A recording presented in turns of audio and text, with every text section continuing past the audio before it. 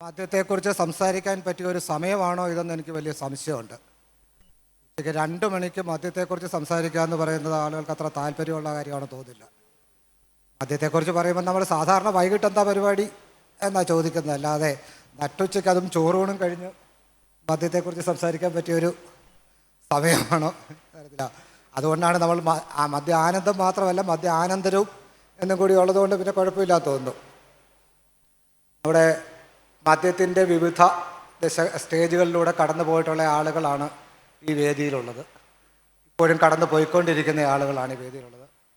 മദ്യത്തിൽ നിന്ന് ലഭിക്കുന്ന ആനന്ദവും ആ ആനന്ദത്തിലൂടെ കടന്നു പോകുമ്പോൾ മറ്റുള്ളവർക്കുണ്ടാകുന്ന വേദനകളും ആ വേദനകളെ തരണം ചെയ്യുന്ന അനുഭവങ്ങളുമൊക്കെ പങ്കുവയ്ക്കാൻ കഴിയുന്ന ആളുകളാണ് ഈ വേദിയിലുള്ളത്.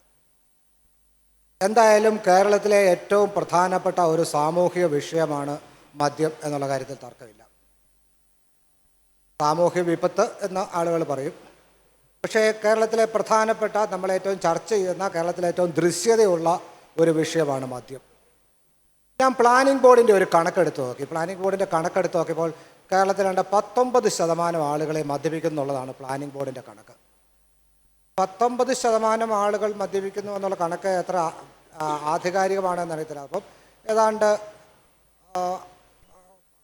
20% എന്ന് പറയുമ്പോൾ 60 ലക്ഷം ആളുകളാണ് കേരളത്തിൽ മദ്യപിക്കുന്നത് എന്നാണ് വിശ്വസിക്കാൻ കഴിയുന്നത്. അതിൽ സ്ത്രീകളുടെ കണക്ക് 0.2 ആണെന്നാണ് ആ കണക്ക് പറയുന്നത്. ഈ കണക്കുകൾക്കൊക്കെ ആധികാരികതയുണ്ടോ ഇല്ലോ എന്നറിയില്ല. പക്ഷെ കേരളത്തിൽ പൊതുവായി നമുക്കറിയാവുന്ന കാര്യം, മദ്യപിക്കുന്ന ആരും കേരളത്തിൽ നിലവിലിരിക്കുന്ന മദ്യപാനത്തെക്കുറിച്ച് മദ്യപാന സംവിധാനങ്ങളെക്കുറിച്ച് സംതൃപ്തരല്ല എന്നുള്ളതാണ്. മദ്യപിക്കുന്ന ആളുകളാകട്ടെ അതിൻ്റെ വിപത്ത് അനുഭവിക്കുന്ന ആളുകളാവട്ടെ ഒന്നും കേരളത്തിൽ നിലനിൽക്കുന്ന മദ്യപാന സാഹചര്യങ്ങളെക്കുറിച്ച് സംതൃപ്തരല്ല. മദ്യപാനികളെ സംബന്ധിച്ചിടത്തോളം ആത്മാഭിമാനം നിലനിർത്തിക്കൊണ്ട് മദ്യപിക്കാൻ കഴിയുന്ന ഒരു സാഹചര്യം കേരളത്തിലില്ല. 35,000 കോടി രൂപയാണ് കേരള ഖജനാവിന് ഓരോ വർഷവും മദ്യവിൽപ്പനയിൽ നിന്ന് ലഭിക്കുന്നതെന്നാണ് കഴിഞ്ഞ വർഷത്തെ കണക്ക്. എന്നിട്ടും ആരോഗ്യകരമായി മദ്യപിക്കാനോ സാമൂഹികമായി മദ്യപിക്കാനോ ഒന്നുമുള്ള സാഹചര്യം കേരളത്തിൽ ലഭ്യമല്ല എന്നാണ് മദ്യപാനികൾ പറയുന്നത്. പക്ഷേ ഇത്രയും തുക മദ്യപാനികളുടെ കയ്യിൽ നിന്നും സർക്കാർ പിടിച്ചെടുക്കുമ്പോൾ അതുമൂലമുണ്ടാകുന്ന വൈകാരികമായ കുടുംബപരമായ ആരോഗ്യകരമായ പ്രശ്നങ്ങളെ നേരിടാനുള്ള സംവിധാനങ്ങളൊന്നും സർക്കാർ തലത്തിൽ ഏത് സർക്കാരാണെങ്കിലും മാറി മാറി വരുന്ന ഒരു സർക്കാരിൻ്റെ തലത്തിലും ഉണ്ടാകുന്നില്ല എന്നുള്ളതും ഒരു പ്രശ്നമാണ്. അങ്ങനെയൊക്കെയുള്ള വിഷയങ്ങൾ നമ്മൾ ഇവിടെ ചർച്ച ചെയ്യും. അതിൻ്റെ ഏറ്റവും നന്നായി ഇതിനെക്കുറിച്ച് അറിയാവുന്ന ആളുകളാണ്, ഇതിൻ്റെ ഏറ്റവും തീഷ്ണമായ അവസ്ഥയിലൂടെ കടന്നു പോയിട്ടുള്ള ഒരാളാണ് മുരളി കുന്നംപുരത്തിന്. നിങ്ങൾക്ക് പല പേര് അറിയത്തില്ലെങ്കിലും അദ്ദേഹത്തിൻ്റെ ജീവിതം ആളുകൾക്ക് കൂടുതൽ അറിയാം. കാര്യം വെള്ളം എന്ന സിനിമ അദ്ദേഹത്തിൻ്റെ ജീവിത കഥയാണ്. അദ്ദേഹമാണ് സിനിമയുടെ നിർമ്മാതാവും. ജീവിതം കെട്ടുകഥകളേക്കാൾ ഭ്രമാത്മകമാണ് എന്നൊക്കെ നമ്മൾ പറയുന്നത് അദ്ദേഹത്തിൻ്റെ കാര്യത്തിൽ വളരെ സത്യമാണെന്ന് തോന്നുന്നു. അദ്ദേഹം ജീവിച്ച അനുഭവങ്ങൾ ആ സിനിമയിലെ അനുഭവങ്ങളേക്കാൾ കൂടുതൽ തീഷ്ണമാണെന്നാണ് അദ്ദേഹത്തിന് സംസാരിച്ചതിൽ നിന്ന് എനിക്ക് മനസ്സിലായത്. എങ്ങനെയാണ് ഒരു മദ്യപാനി ജനിക്കുന്നത്, എങ്ങനെയാണ് ഒരു മദ്യപാനി ജീവിക്കുന്നത്, എങ്ങനെയാണ് ഒരു മദ്യപാനി തൻ്റെ ചുറ്റുമുള്ളവർക്കും തൻ്റെ കുടുംബാംഗങ്ങൾക്കും തൻ്റെ സമൂഹത്തിനുമൊക്കെ വലിയ വിപത്തുകൾ അല്ലെങ്കിൽ വലിയ ദുഃഖങ്ങൾ പകർന്നു നൽകുന്നത്, എങ്ങനെയാണ് അതിൽ നിന്നും പുറത്തു വരുന്നത് എന്നൊക്കെയുള്ള അനുഭവങ്ങൾ പങ്കുവെക്കാൻ മുരളിയോളം പറ്റുന്ന ഒരാളുണ്ടെന്ന് തോന്നില്ല. അതുകൊണ്ട് മുരളിയെ ഞാൻ സംസാരിക്കാനായി ക്ഷണിക്കുന്നു. എൻ്റെ മദ്യപാനത്തെക്കുറിച്ച് എല്ലാവർക്കും ഒരുവിധം എല്ലാ പത്രങ്ങളിലും എല്ലാം വായിച്ചറിഞ്ഞിട്ടുണ്ടാവുമെന്ന് ഞാൻ വിശ്വസിക്കുന്നു. അപ്പോൾ എൻ്റെ ഒരഭിപ്രായത്തിൽ മദ്യം 2 തരത്തിലാണ്. Social drinkers, alcoholic. ഞാനൊരു ആൽക്കഹോളിക്കാണ്, ഞാനൊരു മദ്യാസക്തനാണ്. എൻ്റെ മരണം വരെ എനിക്ക് മദ്യം നിയന്ത്രിച്ച് കുടിക്കാൻ പറ്റില്ല എന്ന് ഞാൻ തിരിച്ചറിഞ്ഞു. അത് തിരിച്ചറിയാൻ ആ സമയത്ത് തന്നെ ദൈവം തോന്നിപ്പിച്ചു. അതുകൊണ്ട് ഞാൻ ഇന്ന് മദ്യപാനത്തിൽ മാറി നിന്നു. 16 വർഷം കഴിഞ്ഞ് ഞാൻ മദ്യപാനത്തിൽ മാറി ജീവിക്കുന്നത്. എൻ്റെ മദ്യപാനം ഞാൻ വളരെ ചെറുപ്പത്തിൽ തന്നെ ഞാൻ മദ്യത്തിൻ്റെ ടേസ്റ്റ് അറിഞ്ഞു. എൻ്റെ വീട് കണ്ണൂരാണ്, തളിപ്പറമ്പ് ആണ് എൻ്റെ സ്വദേശം. അപ്പോൾ നമ്മുടെ നാട്ടിലൊക്കെ ഈ വാവിന് പ്രതികൾക്ക് അകത്ത് വെച്ച് കൊടുക്കുന്ന സമ്പ്രദായമുണ്ട്. അപ്പോൾ അതിൽ നമ്മൾ കള്ള് അതിലൊരു നിവേദ്യമായിട്ട് പടിഞ്ഞാറ്റത്ത് വെക്കും, പൂജാമുറിയിൽ വെക്കും. പൂജാമുറിൻ്റെ ഒരു അരമണിക്കൂർ നേരം പൂജാമുറി അടച്ചിടും. അപ്പം ആത്മാക്കൾ വന്ന് ഭക്ഷണം കഴിക്കുന്നതിൽ വിശ്വാസമാണ്. ഇപ്പോഴും നമ്മുടെ നാട്ടിൽ ഇത് ആചാരം തുടരുന്നുണ്ട്. അപ്പോൾ അതിൽ കള്ളും വെക്കും. അപ്പം നമുക്ക് ചെറുപ്പത്തിൽ നമുക്ക് വീട്ടിൽ നിന്ന് കള്ള് തരും. അപ്പോൾ സത്യം പറഞ്ഞാൽ അതിൻ്റെ ഭയങ്കര ആ ടേസ്റ്റ് നമുക്ക് അന്നേ ഇഷ്ടപ്പെട്ടു. പിന്നെ അത് അടുത്ത് ആരെങ്കിലും പിന്നെ അച്ഛൻ്റെ അനിയൻ അങ്ങനെ കുറച്ച് ആൾക്കാരുണ്ട്, പിന്നെ അച്ഛൻ്റെ അനിയൻ്റെ സുഹൃത്തുക്കൾ, പിന്നെ അച്ഛൻ്റെ സുഹൃത്തുക്കൾ, അവരൊക്കെ വീട്ടിൽ നിന്ന് കള്ള് കുടിക്കുമ്പോൾ നമുക്ക് അതിൻ്റെ അടുത്ത് പോയി നിൽക്കും. നമുക്ക് ഒരു ഗ്ലാസ് കള്ള് കിട്ടിയാൽ ഒരു ഗ്ലാസ് കള്ള് കിട്ടാൻ വേണ്ടി നമ്മളിങ്ങനെ അടുത്ത് പോയി നിൽക്കും. അപ്പോൾ അങ്ങനെ ചെറുപ്പത്തിൽ തന്നെ കള്ളിൻ്റെ ടേസ്റ്റുകൾ അറിഞ്ഞു തുടങ്ങി. അപ്പോൾ ഒരു 16 വയസ്സാകുമ്പോഴത്തേക്ക് ഇടയ്ക്കിടയ്ക്ക് മദ്യപിക്കുക എന്നുള്ളൊരു രീതിയിലായി. പ്രശ്നക്കടവ് അമ്പലത്തിൽ പോകും, അതിൻ്റെ അക്കരയ്ക്ക് ഒരു കള്ള് ഷാപ്പുണ്ട്, അവിടെ പോയിട്ട് കള്ള് കുടിക്കും. അങ്ങനെ മദ്യപാനം ഓരോ വയസ്സ് കൂടുമ്പോൾ മദ്യത്തിൻ്റെ അളവ് കൂടി വന്നു. 22 വയസ്സാകുമ്പോഴത്തേക്ക് ഞാനൊരു പൂർണ്ണ മദ്യപാനമായി മാറി. എല്ലാ ദിവസവും 4-5 പെഗ് അടിക്കാൻ പറ്റാത്തൊരവസ്ഥയാണ്. രാവിലെ തന്നെ അതിനുവേണ്ടി എന്ത് പണിയും ചെയ്യും. മരിച്ച വീട്ടിൽ പോവും, പോയി അവരെ സഹായിക്കും, കല്യാണ വീട്ടിൽ പോവും. നമുക്ക് എങ്ങനെ അന്ന് ഒരു ദിവസം രാവിലെ എണീച്ചാൽ ഇന്ന് വൈകുന്നേരം എങ്ങനെ ഒരു 3-4 പെഗ് അടിക്കുക എന്നുള്ളൊരു ചിന്ത മാത്രമേ ജീവിതത്തിലുള്ളൂ. അങ്ങനെ ഓരോ മദ്യപാനത്തിൻ്റെ അളവ് കൂടി വന്നു. പിന്നെ 27-28 വയസ്സാകുമ്പോഴത്തേക്ക് വീട്ടുകളിലും നാട്ടുകളിലും പ്രശ്നങ്ങൾ തുടങ്ങി മദ്യപിച്ചിട്ട്. തളിപ്പറമ്പിൽ പോലീസ് സ്റ്റേഷനിലൊക്കെ ഒരുപാട് കേസുകളൊക്കെ ഉണ്ടായിരുന്നു. മദ്യപിച്ചിട്ട് നമ്മൾ തിയേറ്ററിൽ പോയ അടിയുണ്ടാകും, അങ്ങനെ പല പ്രശ്നങ്ങളും ഉണ്ടായിട്ടുണ്ട്. അപ്പോൾ അങ്ങനെ ഓരോ പ്രശ്നങ്ങൾ കൂടി വന്നു. പിന്നെ വീട്ടുകാർക്ക് ശല്യമായി തുടങ്ങി, ബന്ധുക്കൾക്ക് ശല്യമായി തുടങ്ങി, നാട്ടുകാർക്ക് ശല്യമായി തുടങ്ങി. അങ്ങനത്തെ ആ മദ്യപാന രീതി ആ അവസ്ഥയിലേക്ക് പോയി. അങ്ങനെ അവിടെ നിന്ന് പിന്നെ കല്യാണം കഴിച്ചാൽ ഇവൻ നന്നാവുന്നില്ല. നമ്മുടെ എല്ലാ മലയാളികളെ ഒരു രീതി ഉണ്ടല്ലോ, കല്യാണം കഴിച്ചാൽ ഇവൻ നന്നാവും. അങ്ങനെ 28-ാമത്തെ വയസ്സിൽ അച്ഛൻ കല്യാണം കഴിപ്പിച്ചു. കല്യാണം കഴിക്കുമ്പോൾ ചെറിയൊരു ജോലി ഉണ്ടായിരുന്നു. പക്ഷേ കല്യാണം കഴിക്കുമ്പോൾ എൻ്റെ കയ്യിൽ 5-10 പൈസ എൻ്റെ കയ്യിലില്ല. അച്ഛൻ തന്നെ കല്യാണമൊക്കെ നടത്തി തന്നു. കല്യാണം വളരെ ഭംഗിയായി രചിച്ചു. കല്യാണം കഴിഞ്ഞ് 2 മാസം മുന്നേ ഞാൻ മദ്യപിച്ചിട്ടില്ല. കല്യാണം കഴിച്ചിട്ട് 2-3 മാസം മദ്യപാനം നിർത്തി. അങ്ങനെ ഒരു ദിവസം എനിക്ക് ഭയങ്കര ആസക്തി വന്നു. അങ്ങനെ ഞാൻ എൻ്റെ സുഹൃത്തിനെയും കൂട്ടി കണ്ണൂർ ലോഡ്ജിൽ പോയിട്ട് ബിയർ കുടിച്ചു. നമ്മളെപ്പോലെ തന്നെ ഒരു മദ്യാസക്തത്തിന് ബിയറൊന്നും ശരിയാവില്ല. അങ്ങനെ അന്ന് തന്നെ രാത്രി തന്നെ പോയിട്ട് കവിതാ ബാറിൽ പോയിട്ട് റാഫ് വാങ്ങിയിട്ട് അന്ന് അടിച്ചു. അങ്ങനെ പിന്നെ വീട്ടിൽ വൈഫ് അറിഞ്ഞു. പിന്നെ വൈഫിൻ്റെ പിന്നെ മദ്യപിക്കേണ്ടെങ്കിലും പൈസ ഇല്ല. പക്ഷേ വൈഫിൻ്റെ ആഭരണങ്ങളായി നമ്മളെ കണ്ട്. അപ്പം വൈഫിൻ്റെ ആഭരണങ്ങൾ ഓരോന്നായിട്ട് എടുത്തുകൊണ്ട് പോവും, അത് വിൽക്കും, അത് വിറ്റ് പിന്നെയും കുടിക്കും. അങ്ങനെ എന്താ പറയുക, പിന്നെ ഒരു വല്ലാത്തൊരവസ്ഥ. പിന്നെ 2 വർഷം നന്നായി മദ്യപിച്ചു. വൈഫ് അങ്ങനെ അവസാനം വൈഫ് ഇയാളെ കൂടെ ജീവിക്കാൻ കഴിയില്ല എന്ന് പറഞ്ഞിട്ട് പെർമനൻ്റായിട്ട് വിട്ടുപോയി എന്നെ വിട്ടുപോയി. അപ്പോൾ അതിന് മുന്നേ വൈഫ് ഇങ്ങനെ ഇടയ്ക്കിടയ്ക്ക് തെറ്റിയിട്ട് വീട്ടിൽ പോകും. പക്ഷേ ഇത് അവസാനം മടുത്തിട്ട് പോയതാണ്. അങ്ങനെ അവസാനം ഞാൻ വീട്ടിൽ പ്രശ്നമാക്കിയിട്ട് പറഞ്ഞു എനിക്ക് മദ്യപിക്കാണ്ടിരിക്കാൻ പറ്റില്ല. കാരണം അപ്പം തന്നെ സുഹൃത്തുക്കളൊക്കെ ഒഴിഞ്ഞു തുടങ്ങി. സുഹൃത്തുക്കളും എല്ലാവരും എന്നെ കണ്ടാലും എന്നെ അവോയ്ഡ് ചെയ്യാൻ തുടങ്ങി. ആ ഒരു അവസ്ഥയിലേക്ക് പോയി. അങ്ങനെ അവിടുന്ന് ഞാൻ പറഞ്ഞു എനിക്ക് എൻ്റെ വീട്ടിൽ ഷെയർ വേണമെന്ന് പറഞ്ഞു. അങ്ങനെ ഭയങ്കരമായിട്ട് പ്രശ്നമാക്കി. അങ്ങനെ ഒരു 3 ലക്ഷം രൂപ എനിക്ക് ഷെയറായിട്ട് വീട്ടിൽ നിന്ന് തന്നു. പെങ്ങളോടാൻ്റെ പൈസ മേടിച്ച് തന്നു. ഞാൻ ഈ 3 ലക്ഷം കൊണ്ട് പോയി ഒരാഴ്ച കറങ്ങി നടന്നു. ആ 3 ലക്ഷം രൂപ എങ്ങനെ ചിലവായി എന്ന് ചോദിച്ചാൽ എനിക്ക് ഇപ്പോൾ അതിന് ഉത്തരവില്ല. പിന്നെ വെറും ഒരു 50 രൂപയുടെ ഞാൻ വീട്ടിൽ കയറി പോയി. അപ്പോൾ അവർ പറഞ്ഞു ഇതൊരു മനുഷ്യ ജന്മം വെച്ചിട്ട് കയറി കിടക്കാൻ സ്ഥലം തന്നു. അങ്ങനെ അവിടുന്ന്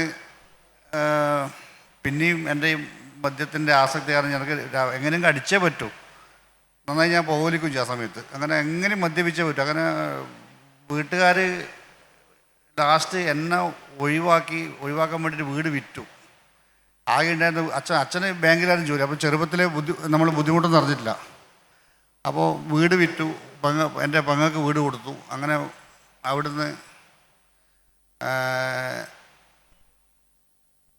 ഒരു 230 രൂപയും ഒരു ബാഗും എൻ്റെ കയ്യിലുണ്ടായിരുന്നു. അപ്പോൾ അമ്മ എന്നോട് പറഞ്ഞു നീ എടുത്ത് പോയിക്കോ, കാരണം ഇനി ഇടുന്ന നമ്മളെയും കൂടെ നിലനിൽപ്പൂടെ മോശമാവും, കാരണം ആർക്കും നിൽക്കാൻ പറ്റില്ല. അങ്ങനെ ഞാൻ കാഞ്ഞങ്ങാട് ഒരു ബന്ധുവിനെ കാണാൻ പോയി.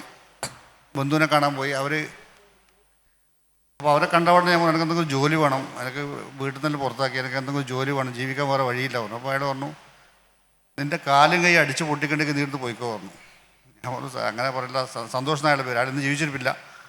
അയാളോട് പറഞ്ഞു എനിക്ക് എങ്ങനെയും ഇതൊന്നും ഒഴിവാക്കണം, എനിക്കൊന്നും ഞാൻ എങ്ങനെയും മര്യാദയ്ക്ക് ജീവിച്ചോളാം പറഞ്ഞു. അങ്ങനെ അയാൾ ജോലി കോഴിക്കോട് ഡോക്ടറെ പരിചയപ്പെടുത്തി. അങ്ങനെ ഞാൻ കോഴിക്കോടേക്ക് വന്നു.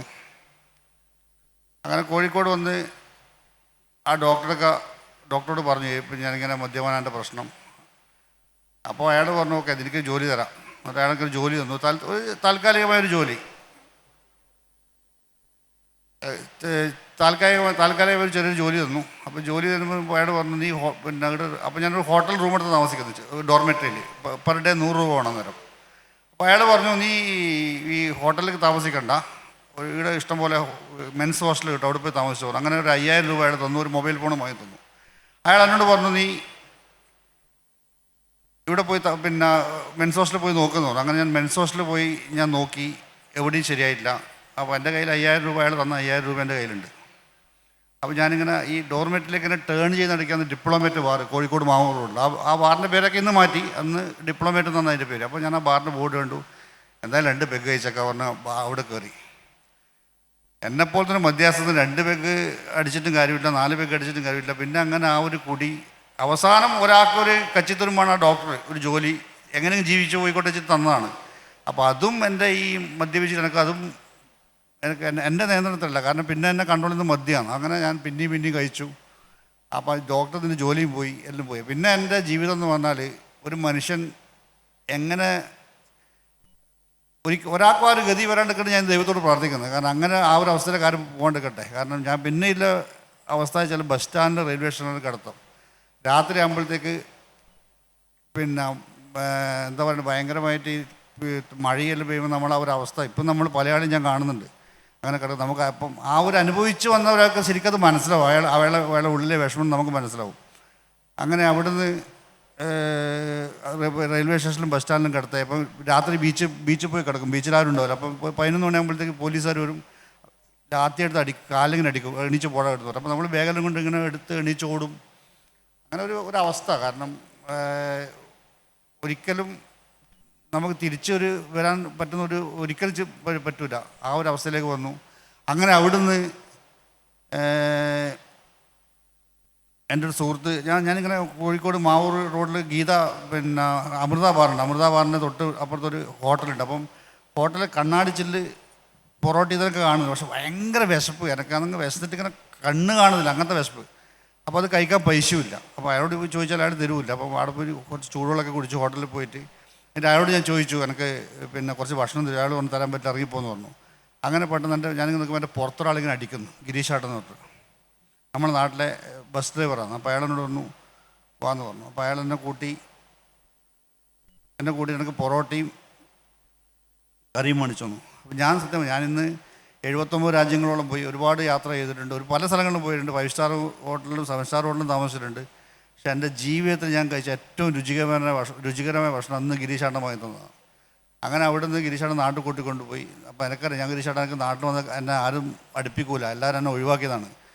കാരണം എനിക്കത് ജീവിക്കാൻ പറ്റില്ല. അപ്പം ഗിരീഷാട്ടൻ പറഞ്ഞു അത് പറ്റില്ല, നീ എന്തായാലും നിൻ്റെ ഈ കോലം കണ്ട് നീ മരിക്കും, അപ്പം നിൻ്റെ ശവങ്ങ് വീട്ടുകാർ കിട്ടിക്കോട്ടെ പറഞ്ഞാൽ വലിച്ച് നാട്ടിൽ കൊണ്ടുപോയി. അപ്പോൾ നാട്ടിൽ കൊണ്ടുപോയ സമയത്ത് എനിക്കറിയാം എന്നെ വീട്ടുകാരടുപ്പിക്കൂല, നാട്ടുകാരടുപ്പിക്കൂല, ബന്ധുക്കളടുപ്പിക്കൂല, ഒരാളടുപ്പിക്കൂല, എനിക്ക് നന്നായ ബോധ്യമുണ്ട്. എന്നിട്ട് അവിടുന്ന് ഞാൻ അപ്പം എൻ്റെ വീട് അവർ വീട് വിറ്റിട്ട് വേറെ വീട്ടിലേക്ക് താമസം പറയും. അപ്പോൾ ആ വീട് ഞാൻ എത്തിപ്പെടാൻ കുറേ ബുദ്ധിമുട്ടി. അപ്പോൾ രാത്രി 2:30 മണിക്ക് അവിടെ പോയിട്ട് എനിക്ക് അച്ഛനമ്മേനെ വീട്ടിൽ കയറ്റിയില്ല. അപ്പോൾ തിരിച്ച് ഞാൻ തലപ്പുറം ബസ് സ്റ്റാൻഡിൽ വന്നിരുന്നു. അതിന് ഞാൻ പഴയ വിറ്റ വീടിൻ്റെ അവിടെ പോയി കടന്നു. 2 ദിവസം അവിടെ രാത്രി ഉറങ്ങി. 2ാമത്തെ ദിവസം രാവിലെ ഒരു 7 മണിക്ക് തന്നെ മരുമോൻ ഒരു പാത്രം നിറയെ ഭക്ഷണമായിട്ട് വന്നു. അപ്പോൾ ഞാൻ ഭക്ഷണം കഴിച്ചിട്ട് 3-4 ദിവസമായി. അപ്പം നമുക്ക് മദ്യപിക്കാത്ത നിൽക്കുന്ന സമയത്ത് ഭയങ്കര ഉൾഭയായിരിക്കും, പേടിയായിരിക്കും. നമുക്ക് ആരോ നമ്മൾ ഭയക്കും, നമ്മൾ ചെവിയിലൊക്കെ ആരെങ്കിലും വർത്തമാനം പറഞ്ഞവരുണ്ട്. അങ്ങനെ ഒരു മദ്യാസക്തന് മാത്രമേ ഇത് മനസ്സിലാവുള്ളൂ. ഇവിടെ അങ്ങനത്തെ ഒരു അവസ്ഥയിൽ അനുഭവിച്ചവർക്ക് മാത്രമേ നമ്മളെ അവസ്ഥ മനസ്സിലാവുള്ളൂ. അപ്പോൾ അവിടുന്ന് മരുമോൻ ചോറ് കൊണ്ട് തന്നു. ഞാൻ ചോറ് വാരി തന്നു. എന്നിട്ട് എന്നോട് അമ്മ പറഞ്ഞു നീ രാവിലെ ഇവൻ്റെ വീട്ടിലേക്ക് വന്നു പറഞ്ഞു. അങ്ങനെ രാവിലെ എൻ്റെ തൊട്ടടുത്ത് എൻ്റെ പെങ്ങളെ വീടുണ്ട്, പെങ്ങളെ വീട്ടിലേക്ക് വന്നു പറഞ്ഞു. അപ്പോൾ പെങ്ങളെ വീട്ടിൽ പോയി. അമ്മ രാവിലെ തോർത്തെടുത്ത് തന്നു, കുളിക്കുമെന്ന് പറഞ്ഞു. അമ്മ അത്യാവശ്യം 2-3 ജോഡി ഡ്രസ്സെടുത്ത് തന്ന് എന്നോട് പറഞ്ഞു ബാഗും റെഡിയാക്കിയിട്ടുണ്ട്. അമ്മ കുറച്ച് പൈസ തന്നു, ഒരു 200 രൂപ തന്നു. അമ്മ പറഞ്ഞു നീ അതായത് നമ്മൾ ശരിക്കും പറഞ്ഞാൽ അമ്മ തന്നെയാണ് നമ്മുടെ ലോകത്തിൽ ഏറ്റവും വലിയ ദൈവം എന്ന് വിശ്വസിക്കുന്ന ഒരാളാണ് ഞാൻ. കാരണം ദൈവത്തിൻ്റെ സാധനം തന്നെ നമുക്ക് അമ്മ ആ പൈസ നിന്നിട്ട് അതിൻ്റെ വഴി പറഞ്ഞു. അമ്മ പറഞ്ഞു 200 രൂപ എന്നിട്ട് അമ്മ പറഞ്ഞു നീ ആ ഡോക്ടറെ തന്നെ ഒന്ന് പോയി കാണുമെന്ന് പറഞ്ഞു. അങ്ങനെ ആ 200 രൂപയും കൊണ്ട് ഞാൻ തളിപ്പുറം ബസ് സ്റ്റാൻഡിൽ പോയി. അപ്പം രാവിലെ 5:30 മണിയാണ്. 5:30 മണിക്ക് ബാർ തുറക്കൂല. ഞാൻ ബാറിന് മുമ്പ് ദിവസം സാമ്രാട്ട് ബാറാണ് നമ്മുടെ നാട്ടിൽ. സാമ്രാട്ട് ബാർ ക്ലോസ് ചെയ്തിട്ടുണ്ട്. എന്നിട്ട് എനിക്ക് മദ്യപിക്കണമെന്നുള്ള ചിന്ത എനിക്ക് വരുന്നത് പൈസ കിട്ടുമ്പോൾ. നേരെ ഞാൻ കണ്ണൂർ ബസ് സ്റ്റാൻഡിൽ വന്നു. കണ്ണൂർ ബസ് സ്റ്റാൻഡ് സാധു ബാറിൽ രാവിലെ ആടെ ബാർ തുറക്കും. അപ്പോൾ ഞാൻ സാധു ബാറിൽ പോയി 2 പെഗ് എന്ന് പറഞ്ഞ് ഞാൻ ഓർഡർ ചെയ്തു. എനിക്ക് 2 ലാർജ് എന്ന് പറഞ്ഞു. അയാൾ 2 ലാർജ് എടുക്കാൻ വേണ്ടി ഗ്ലാസ്സിൽ ഒച്ച വയ്ക്കുന്നുണ്ട്, ഇങ്ങനെ വയ്ക്കുന്നുണ്ട്. എന്താണെന്നറിയില്ല, ഏത് ശക്തിയാണെന്നറിയില്ല. അവിടെ ഞാൻ തിരിഞ്ഞു കിടന്നു. ഞാൻ ബസ് കയറി. കണ്ണൂർ കോഴിക്കോട് 2.5 മണിക്കൂർ 3 മണിക്കൂറുണ്ട്. ആ 3 മണിക്കൂർ എന്നെ ചിന്തിക്കാൻ എന്നെ ദൈവം തോന്നിപ്പിച്ചു. അങ്ങനെ ഞാൻ എന്നെക്കുറിച്ച് ചിന്തിച്ചു. അപ്പോൾ എല്ലാവരും എൻ്റെ ശത്രുക്കളാണ്. അപ്പോൾ ശത്രുക്കളാവാൻ കാരണം എൻ്റെ മദ്യപാനം. ഞാൻ ഓരോന്ന് ഞാൻ പിന്നെ എനിക്കെന്നെ ഓരോന്ന് ഓരോ ഇൻസിഡൻസ് ഞാൻ ആലോചിക്കുമ്പോൾ എനിക്ക് മനസ്സിലായി ഇതെൻ്റെ തെറ്റാണ്, ഞാനാണ് ശരിയല്ല, ഞാൻ ശരിയായാൽ മതി. അങ്ങനെ അവിടുന്ന് ഡോക്ടർക്ക് പോയി ഞാൻ പൊട്ടിക്കരഞ്ഞു, എനക്കൊന്ന് ഇത് മാറ്റണം ഡോക്ടറെ. അയാൾ ഇതൊരു മദ്യപാനം ഒരു രോഗാവസ്ഥയാണ്, അത് ഡോക്ടറായതുകൊണ്ട് മാത്രം അയാൾക്ക് മനസ്സിലായി. ഈ ഞാനിപ്പം മദ്യത്തിനെതിരോ ഒന്നുമല്ല, കാരണം ഞാൻ മദ്യത്തിനെതിരോ ഒന്നുമല്ല. എൻ്റെ സുഹൃത്തുക്കൾ മദ്യപിക്കുന്നുണ്ട്, ഒരുപാട് ആൾക്കാർ മദ്യപിക്കുന്നുണ്ട്. പക്ഷേ മദ്യപാനം ഒരു രോഗാവസ്ഥയിൽ എത്തുമ്പം അതൊരു പ്രശ്നം തന്നെയാണ്. അത് ചികിത്സിച്ച് മാറ്റം തന്നെ വേണം. ഇപ്പം ദൈവം സഹായിച്ച് ഞാൻ പറയാം 16 വർഷങ്ങളായി ഞാൻ മദ്യപിക്കുന്നത്. ഇപ്പം ഞാൻ താമസിക്കുന്ന ഹോട്ടലായിക്കോട്ടെ, പോകുന്ന ഫ്ലൈറ്റ് ആയിക്കോട്ടെ, എനിക്ക് വളരെ ഈസിയാണ്. ഒരു പെഗ് അന്നൊരു പെഗിന് വേണ്ടി 1 രൂപക്ക് നടന്ന് ഞാൻ ഇന്ന് ഒരു പെഗ് എൻ്റെ കയ്യെത്തും ദൂരത്താണ്. പിന്നെ റൂമിലെ ഫ്രിഡ്ജ് വന്നാലും മതിയാണ്. പോകുന്ന എമിറേറ്റ്സിൻ്റെ ഫസ്റ്റ് ക്ലാസ്സിൽ ബ്ലൂ ലേബലും റോയൽ സല്യൂട്ടാണ്. ഞാൻ ഇന്ന് വരെ ഞാൻ അങ്ങനത്തെ സാധനം കഴിച്ചില്ല. ഞാൻ ഹണീബിയാണ് ഞാൻ ഏറ്റവും കൂടുതൽ കഴിച്ച എൻ്റെ ബ്രാൻഡ്. എനിക്ക് ഇന്ന് വേണ്ടി റോയൽ അത്. പക്ഷേ ഞാൻ ചിരിച്ചുകൊണ്ട് അവരോട് എനിക്കൊരു ഓറഞ്ച് ജ്യൂസ് മതി എന്ന് പറയും. അപ്പോൾ അത് പറയാനെന്നെ തോന്നിപ്പിച്ചതും അത് ഒരു അദൃശ്യ ശക്തിയാണ്. മദ്യത്തിന് വേണ്ടി വലിയ ത്യാഗങ്ങൾ സഹിച്ചിട്ടുള്ള ഒരാളാണ് അജിത്ത്.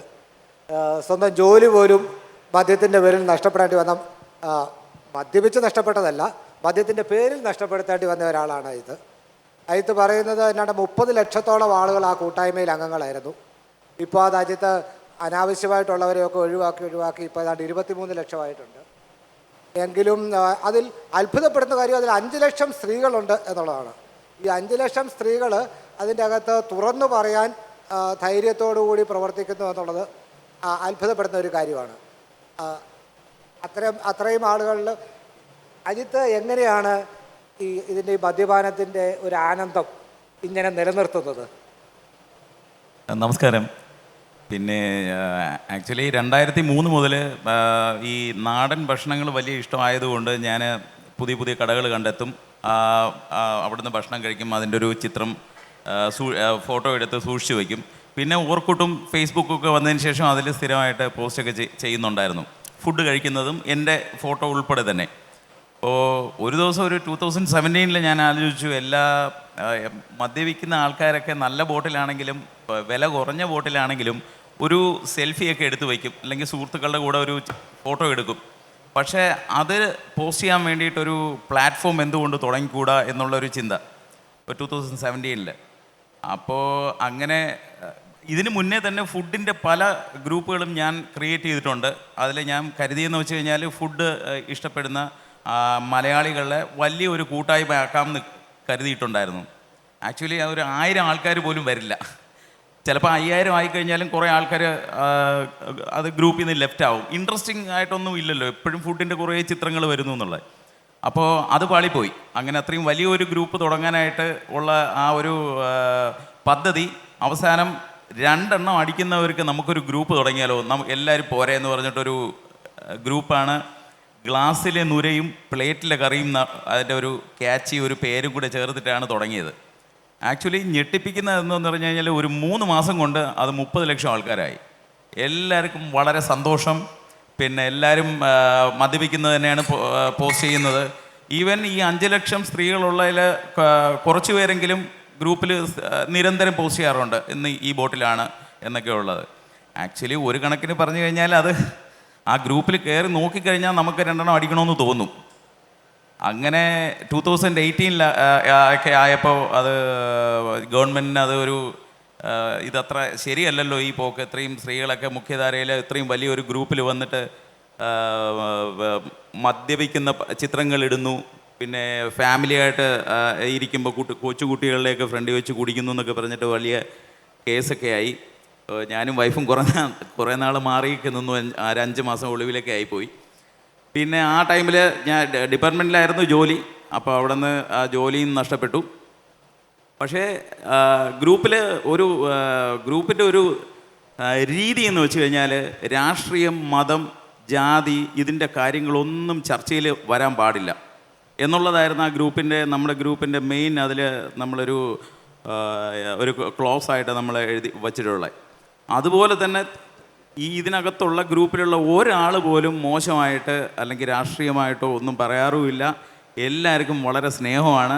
ഗ്രൂപ്പിൻ്റെ ലോഗോ ഏതാണ്ട് 10-12 ലക്ഷം വാഹനങ്ങളിൽ, വേൾഡ് വൈഡ് വാഹനങ്ങളിൽ ഒട്ടിച്ചിട്ടുണ്ട്. ആ ലോഗോ കണ്ടു കഴിഞ്ഞാൽ തന്നെ എല്ലാവരും ഒന്ന് കൈ കാണിച്ച് ചിരിച്ചിട്ട് പോകും. കാര്യം അത്രയ്ക്കും സ്നേഹമാണ്. എല്ലാവരും ഭയങ്കര ആത്മാർത്ഥമായിട്ട് എന്തെങ്കിലും ഒരു സഹായം ആവശ്യപ്പെട്ട് കഴിഞ്ഞാൽ, ഇപ്പം ഉദാഹരണത്തിന് കഴിഞ്ഞ വർഷമല്ല, കോവിഡ് ടൈമിൽ സൈബീരിയയിലെ ഒരു അമ്മയും ഒരു കൊച്ചു കൈക്കുഞ്ഞുമായിട്ട് ന്യൂസ് സ്റ്റാൻഡിൽ പോകുന്ന സമയത്ത് വഴിക്ക് അവിടെ ഇറങ്ങേണ്ടി വന്നു. അവിടെ ഭക്ഷണവും കിട്ടാതെ അവർക്ക് അസുഖവും ബാധിച്ചു പോയി. എങ്ങനെയെങ്കിലും ഒന്ന് ഹെൽപ്പ് ചെയ്യണമെന്ന് പറഞ്ഞു. സത്യത്തിൽ എന്ത് ഹെൽപ്പ് ചോദിച്ചു കഴിഞ്ഞാലും അരമണിക്കൂറിന് മേളിൽ ടൈം എടുക്കാറില്ല. അതിന് മുന്നേ തന്നെ അവിടെ ആളെത്തും, ഹെൽപ്പ് ചെയ്തിരിക്കും. ഇപ്പോൾ കാനഡയിലാണെങ്കിലും ഓസ്ട്രേലിയയിലാണെങ്കിലും, ഇപ്പോൾ എനിക്ക് താമസത്തിന് സൗകര്യമില്ല, ഞാനൊരു കാർ ഷെഡിലാണ് കിടക്കുന്നതെന്ന് പറഞ്ഞു കഴിഞ്ഞാൽ ഹാഫ് ആൻ അവർ തീരുമാനം ഉടനെ ഉണ്ടാവും. എല്ലാവർക്കും വലിയ സ്നേഹമാണ്. അതാണ് ഈ ഗ്രൂപ്പിൻ്റെ ഒരു ഇത് എന്ന് പറഞ്ഞു കഴിഞ്ഞാൽ, ഇപ്പോൾ സ്ത്രീകൾ ഇടുന്ന പോസ്റ്റിൻ്റെ അടിയിലായിരുന്നാലും വെളിയിലുള്ള ഗ്രൂപ്പുകളിൽ നോക്കിയാൽ മനസ്സിലാവും. എന്തെങ്കിലും മോശമായിട്ട് എന്തെങ്കിലുമൊക്കെ കമൻസ് വരും. മലയാളികൾ അറിയാമല്ലോ, കമൻറ്റ് വാർ എന്ന് പറഞ്ഞു കഴിഞ്ഞാൽ മലയാളികളെ പോയിട്ടേ ഉള്ളൂ. പക്ഷേ നമ്മുടെ ഗ്രൂപ്പിൽ ഇതേപോലെ ഒരു ലേഡി ഒരു ബോട്ടിൽ വെച്ചിട്ട് ഞാനിപ്പോൾ 2 എണ്ണം കഴിച്ചു എന്ന് പറഞ്ഞൊരു പടം ഇട്ട് കഴിഞ്ഞാൽ അതിൻ്റെ അടിയിൽ മോശമായിട്ട് ഒരു കമൻറ്റ് പോലും വരില്ല. അത്ര ഡിസിപ്ലിൻഡാണ്.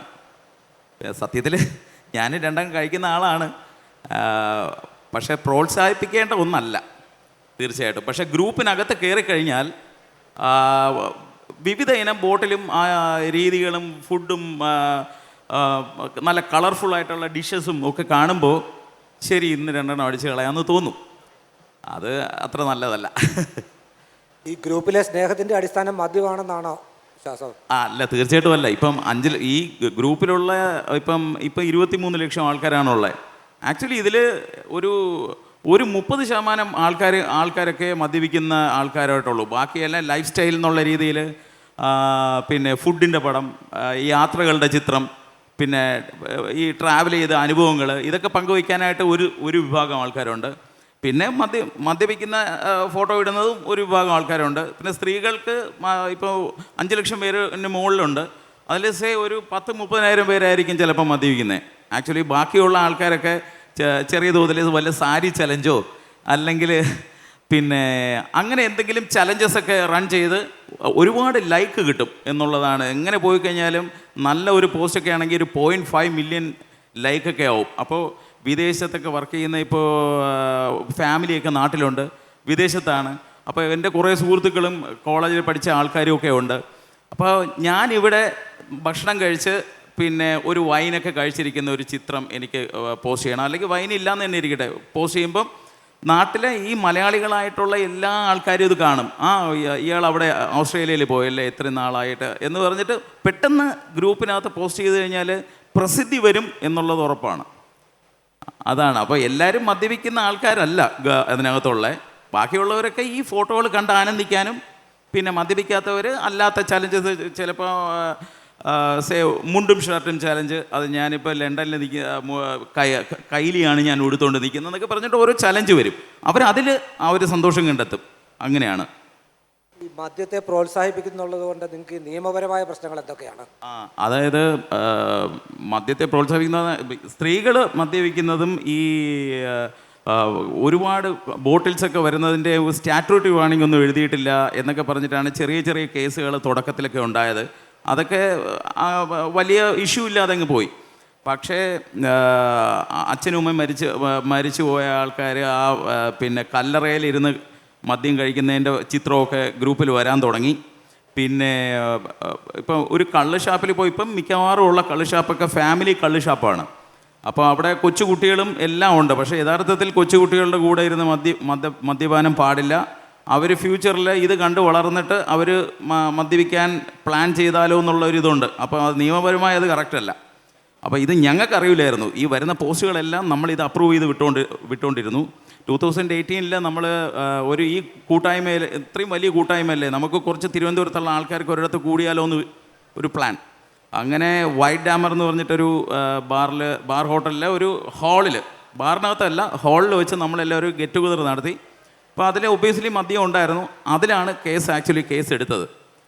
ആ കേസിനോടൊപ്പം തന്നെ കൊച്ചുകുട്ടികളുടെ കൂടെ ഇരുന്ന് മദ്യപിച്ചു എന്ന് പറഞ്ഞിട്ട് മറ്റേ ജുവനൈൽ ജസ്റ്റിസ് ആക്ട് പ്രകാരമുള്ള കേസ്, നാർക്കോട്ടിക്സ് എന്ന് വേണ്ട ഒരു 10-11ഓളം കേസ് അങ്ങനെ വന്നപ്പോൾ പിന്നെ പിടിച്ചു നിൽക്കാൻ പറ്റാതെ ഗ്രൂപ്പിൽ ഞാൻ മാത്രമല്ല, അഡ്മിൻ പാനലിൽ 25 ആൾക്കാരുണ്ട് വേൾഡ് വൈഡായിട്ട്. അവരൊക്കെ ഗ്രൂപ്പിൽ നിന്ന് ലെഫ്റ്റ് ചെയ്തു. കാര്യം അവരെ പിടിക്കപ്പെടും എന്ന് വിചാരിച്ചിട്ട്. പക്ഷെ ഞങ്ങൾക്ക് അതിൽ നിന്ന് മാറാൻ പറ്റില്ലല്ലോ. ഞാനും വൈഫും ഗ്രൂപ്പിൻ്റെ അഡ്മിൻ പാനലിലുണ്ടായിരുന്നതാണ്, അഡ്മിനാണ്. അപ്പം ഞങ്ങൾക്ക് രണ്ടുപേർക്കും എതിരെ കേസായിപ്പോയി. അപ്പോൾ ജാമ്യത്തിന് ശ്രമിച്ചപ്പോൾ പറ്റിയില്ല. ഒരു 5 മാസത്തോളം ഒളിവിൽ താമസിക്കേണ്ടതായിട്ട് വന്നു. അപ്പോൾ കുഞ്ഞിന് 4 വയസ്സായിരുന്നു. കുഞ്ഞിനെ ഒരു റിലേറ്റീവിൻ്റെ വീട്ടിലാക്കിയിട്ടാണ് പോയത്. ഞങ്ങൾ കരുതി 3 ദിവസം കഴിഞ്ഞ് തിരിച്ചു വരും എന്നാണ് കരുതിയിരുന്നത്. പക്ഷെ 5 മാസം കൊച്ചിനെ കാണാനും പറ്റിയില്ല. ഒരുപാട് പെടാപ്പാട് വിട്ടു. റെയിൽവേ സ്റ്റേഷനിലൊക്കെ ഞാനും വൈഫും കൂടെ ഒരുപാട് ദിവസം ആഹാരമില്ലാതെയൊക്കെ പട്ടിണി കിടന്നു. റെയിൽവേ സ്റ്റേഷൻ അത് ലഗേജ് പോലും ഇല്ലല്ലോ, ഡ്രസ്സൊന്നും ഇല്ല. പിറ്റേന്ന് ഇങ്ങനെ വരാമെന്ന് വിചാരിച്ച് പോയത് കാരണം നമ്മൾ വൈഫിൻ്റെ ഷോളിലൊക്കെ ഞാനും വൈഫും കൂടെ 3 ദിവസം റെയിൽവേ സ്റ്റേഷനിൽ പ്ലാറ്റ്ഫോം ടിക്കറ്റ് എടുത്ത് കിടന്നിട്ടുണ്ട്. ആഹാരം ഇല്ലാതെ വെള്ളമൊക്കെ ആയിട്ട് ബുദ്ധിമുട്ടി ഒരുപാട്. നമുക്ക് കഴുത്തിലേക്ക് തിരിച്ചു വരാം. ഇനിയുള്ള രാജശേഖരൻ പിള്ള സാറാണ്. രാജശേഖരൻ പിള്ള ഒരു മദ്യവിമുക്തി കൂട്ടായ്മയിലെ അംഗമാണ്. അദ്ദേഹം ധാരാളം മദ്യത്തിൻ്റെ വിവിധ അവസ്ഥകളിലൂടെ കടന്നു പോവുകയും പിന്നീട് അതിൽ നിന്ന് പുറത്തു വരികയും ഇപ്പോൾ മദ്യവിമുക്തിക്ക് വേണ്ടി ആളുകളെ സഹായിക്കുകയും ആളുകൾക്ക് വേണ്ടി കൗൺസിലിങ്ങും മറ്റു പല കാര്യങ്ങളും ചെയ്യുകയൊക്കെ ചെയ്തതാണ്. അദ്ദേഹത്തിൻ്റെ ജീവിതാനുഭവങ്ങളിലൂടെ നമുക്കൊന്ന് കടന്നു പോകാം. നമസ്കാരം. എൻ്റെ പേര് രാജശേഖരൻ പിള്ള. വളരെ ഖേദകരമെന്ന് പറയട്ടെ, ഇന്നിപ്പോൾ ഈ ഹാള് നിറഞ്ഞിരിക്കുമെന്നായിരുന്നു ഞാൻ പ്രതീക്ഷിച്ചത്. കാരണം മദ്യമായതുകൊണ്ട് യങ്സ്റ്റേഴ്സിനെ ഏറ്റവും കൂടുതൽ ആകർഷിക്കുന്ന വിഷയമാണ് മദ്യം. അതുകൊണ്ട് തന്നെ ഞാൻ വിചാരിച്ചു ഇന്ന് രാവിലത്തെ സെഷനേക്കായാലൊക്കെ ഇവിടെ ഭയങ്കര ജനക്കൂട്ടമായിരിക്കുമെന്ന് വിചാരിച്ചു. പക്ഷേ അവർ വരാതിരിക്കുന്നതിൻ്റെ കാരണം മദ്യം ആയതുകൊണ്ട് തന്നെയാണ്. മദ്യാനന്ദവും മദ്യാനന്തരവും. തുടക്കത്തിൽ ആനന്ദമാണ് മദ്യം, അവസാനം അവനൊരു അന്ധകനായിട്ട് മാറുന്ന അവസ്ഥയായിരുന്നു എൻ്റെ ജീവിതത്തിൽ. ഇപ്പം ഞാൻ പറഞ്ഞു, ഇവിടെ ഇരിക്കുന്നതിൽ തന്നെ ഒരു കണക്കെടുത്ത് നോക്കിയാൽ ഒരു 10% ആളുകളുടെ ജീവിതത്തിൽ മദ്യം പ്രശ്നക്കാരനായിരിക്കും. പക്ഷെ അത് പറയത്തില്ല. അതുകൊണ്ട് തന്നെയാണ് ഇന്നിവിടെ ഇത്രയും സീറ്റുകൾ കാലിയായത്. ഒരുപക്ഷെ മുരളിയും അജിത്തും ഞാനും പറയുന്നത് ഉൾക്കൊള്ളാൻ അവർക്ക് ബുദ്ധിമുട്ട് കാണും. ഞാനിപ്പം പറയാൻ പോകുന്നത് ആൽക്കഹോളിക്സ് അനോണിമസ് എന്ന് പറയുന്ന ഒരു കൂട്ടായ്മയുണ്ട്. ലോകവ്യാപകമായൊരു കൂട്ടായ്മയാണ്. 1935 ന്യൂയോർക്കിൽ തുടങ്ങിയതാണ്. അത് നമ്മുടെ തിരുവനന്തപുരത്തും ഉണ്ടത്. ലോകത്തെവിടെയുണ്ട്. മുരളിക്കും അറിയാം അതിനെക്കുറിച്ച്. മദ്യം നിർത്താൻ പറയുന്നില്ല ആൽക്കഹോളിക്സ് അനോണിമസ്. ഞങ്ങൾ മദ്യവർജനത്തിനെതിരല്ല, മദ്യനിരോധനത്തിനും എതിരല്ല. ഞങ്ങൾ ചെയ്യുന്നത് നിങ്ങളാരും പ്രവർത്തിക്കാത്തൊരു വലിയ പുണ്യപ്രവൃത്തിയാണ്. അമിത മദ്യാസക്തരായിട്ടുള്ളവരെ സഹായിക്കുക, തിരിച്ച് അവരുടെ ജീവിതത്തിലേക്ക് മടക്കി കൊണ്ടുവരിക. കേട്ടിട്ടുണ്ടോ ആരെങ്കിലും? സാധാരണ നമ്മുടെ വീട്ടിലൊരു അമിത മദ്യാസക്തനുണ്ടെങ്കിൽ തള്ള ജീവിച്ചിരിക്കുകയാണെങ്കിൽ പറയും, എൻ്റെ മക്കളെ നീ ഇങ്ങനെ കുടിച്ച് ചാവാതടാ, എൻ്റെ കാലം എനിക്കൊരു വായ്ക്കരി ഇടേണ്ടവനാ നീ എന്ന് പറയുമായിരിക്കും. ഹിന്ദുമത ആചാരപ്രകാരം വായ്ക്കരി ഇടുന്നൊരു പ്രോസസ്സുണ്ട്. ആ തള്ള ചിലപ്പോൾ കരഞ്ഞുകൊണ്ട് പറയും, പക്ഷേ ഭാര്യ പോലും കളഞ്ഞിട്ട് പോവും.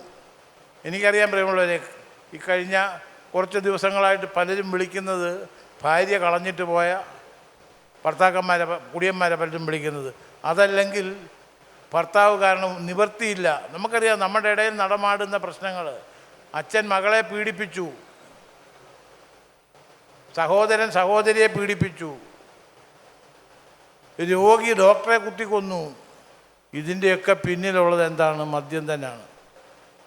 നമ്മൾ നോക്കിക്കഴിഞ്ഞാൽ അറിയാം. ഇതിൻ്റെയൊക്കെ പിന്നിൽ നമ്മുടെ വീടിൻ്റെ ചുറ്റിനും, എല്ലാവരും ഒന്നും ഞാൻ പറയുന്നില്ല, മദ്യപിക്കുന്ന 100 പേരിൽ 80% ആളുകളും പ്രശ്നക്കാരാണ്. അതിലൊരാളാണ് മുരളി, അതിലൊരാളാണ് ഞാൻ. അജിത്തിൻ്റെ കാര്യം ഞാൻ പറയുന്നില്ല.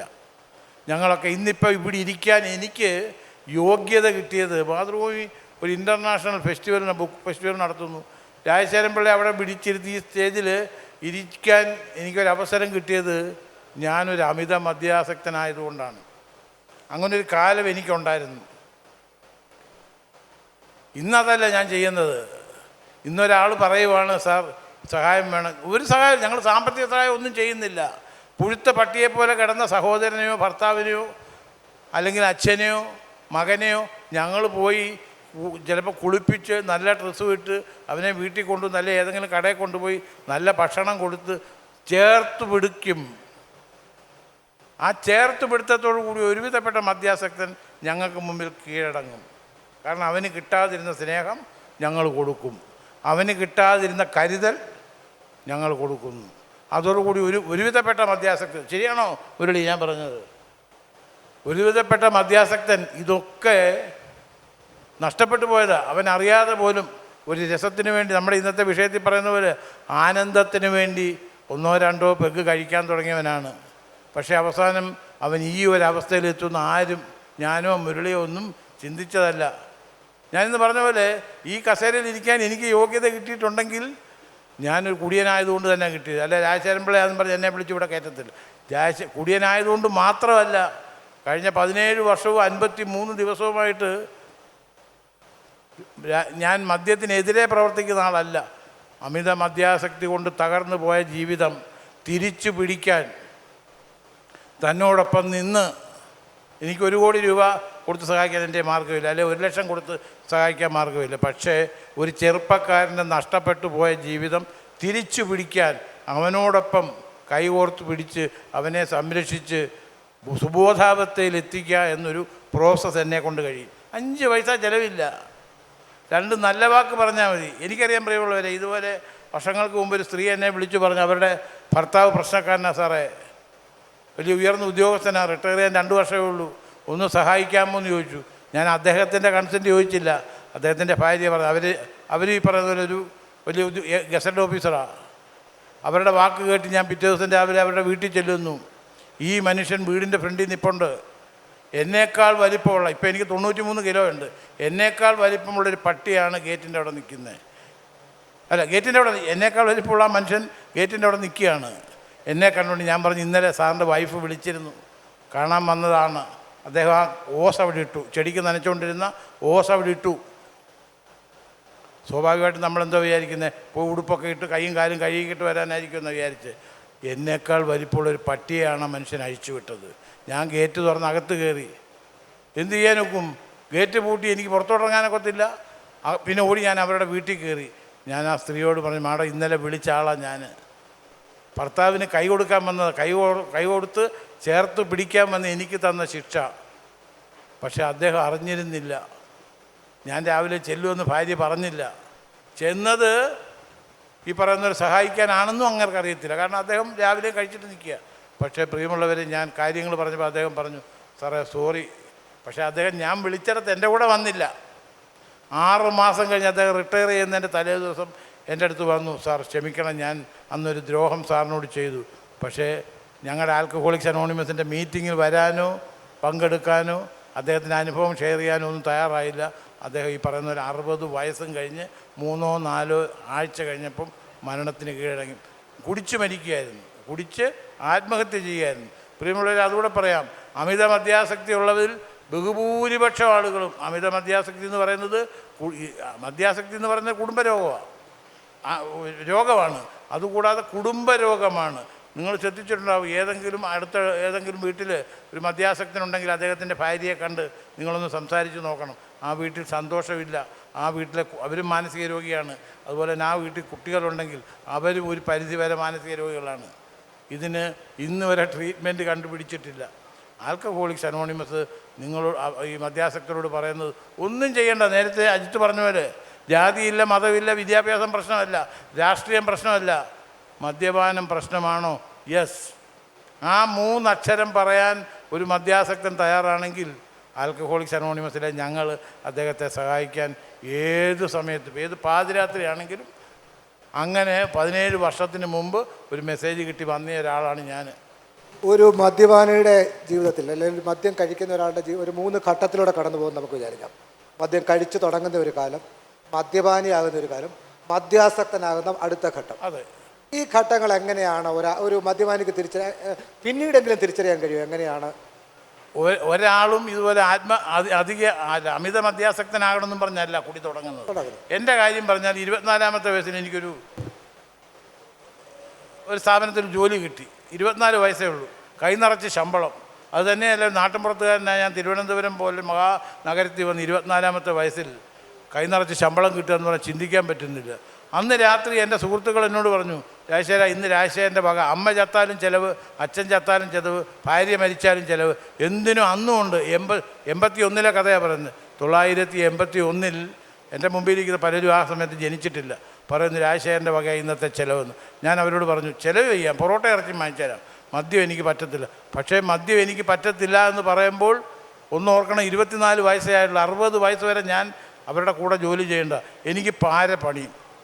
അതുകൊണ്ട് ഞാൻ അവരുടെ വാക്കുകൾക്ക് കീഴടങ്ങി. ഞാൻ ഈ പറയുന്ന പോലെ ഞാനും ആദ്യമായിട്ട് മദ്യപിച്ചു.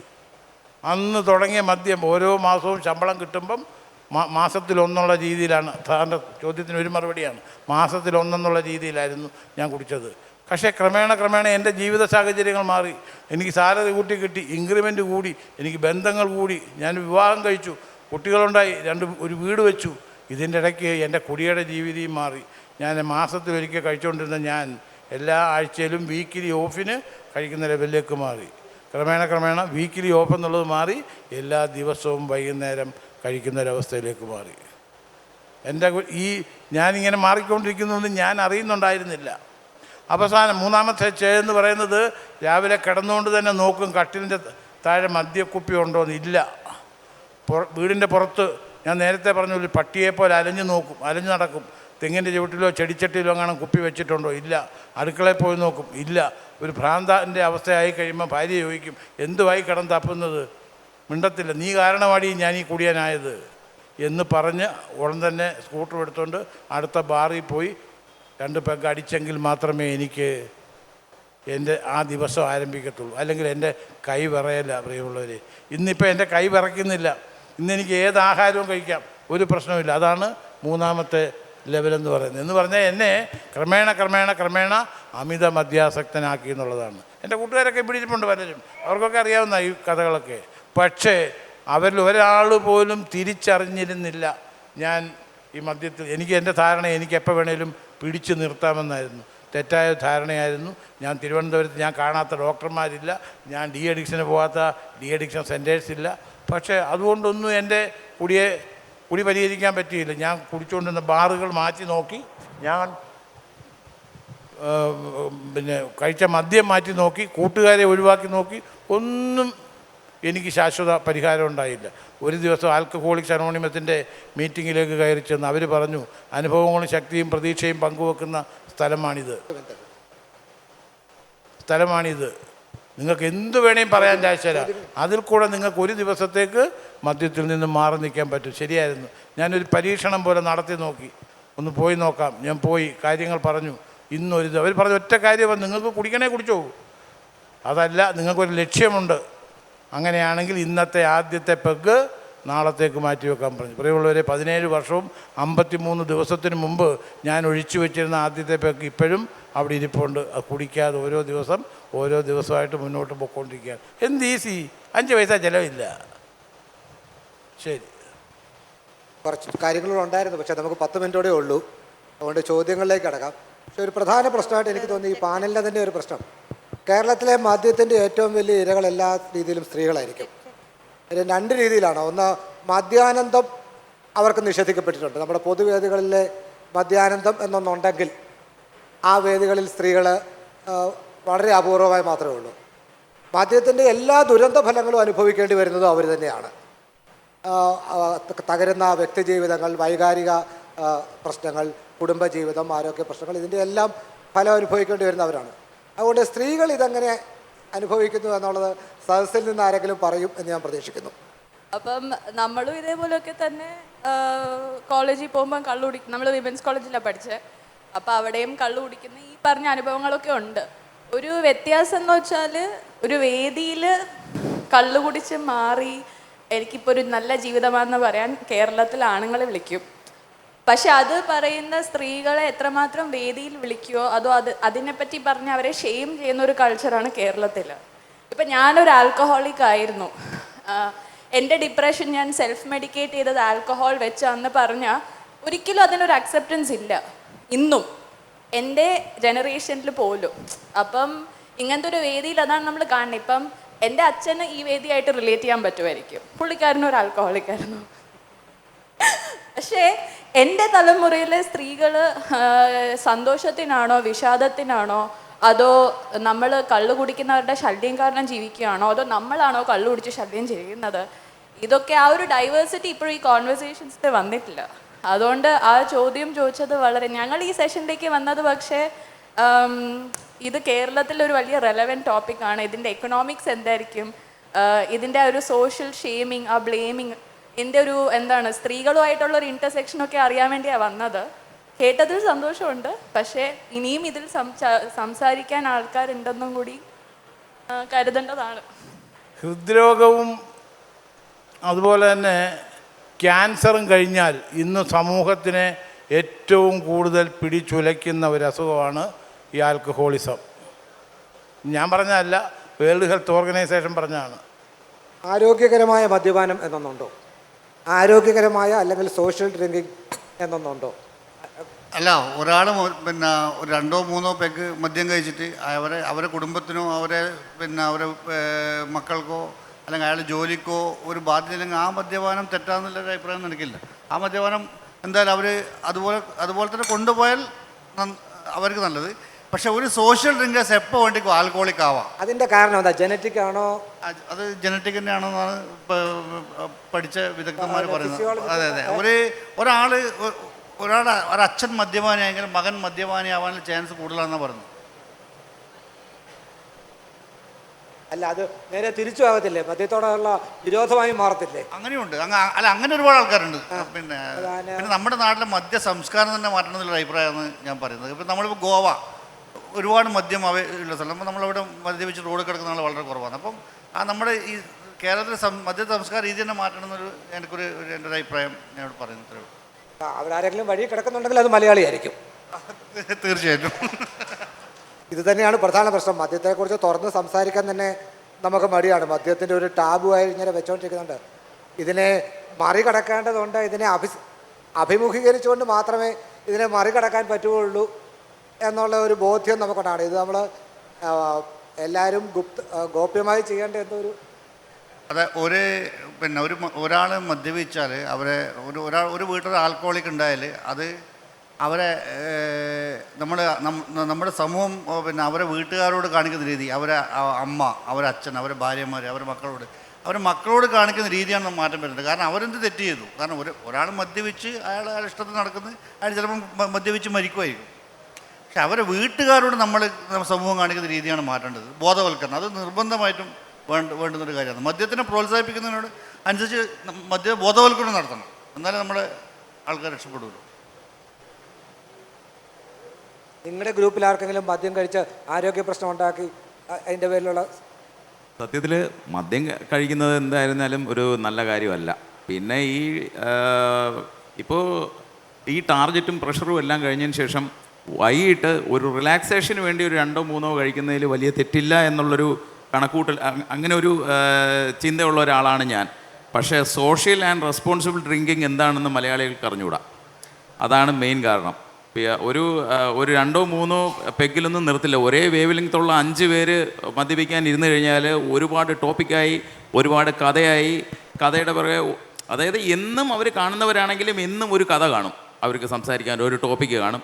അപ്പോൾ ആ ടോപ്പിക്കിൻ്റെ ബേസിസിൽ 6, 7, 8 പെഗ് അടിക്കുന്ന രീതിയാണ് ഇവിടെ കണ്ടുവരുന്നത്. അതാണ് ഈ മെയിൻ പ്രശ്നത്തിൻ്റെയൊക്കെ കാരണം.